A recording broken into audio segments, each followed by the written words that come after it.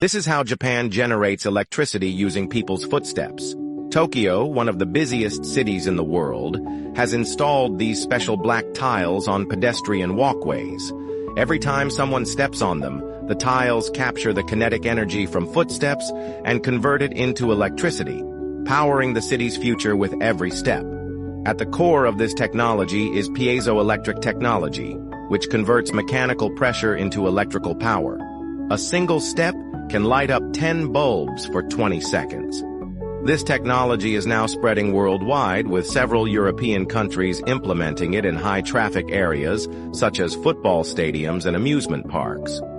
Every bit of kinetic energy is maximized and transformed into green energy, making each step part of a sustainable future. Who would have thought that every step we take is quietly changing the world, turning walking into a glowing experience? How cool is that?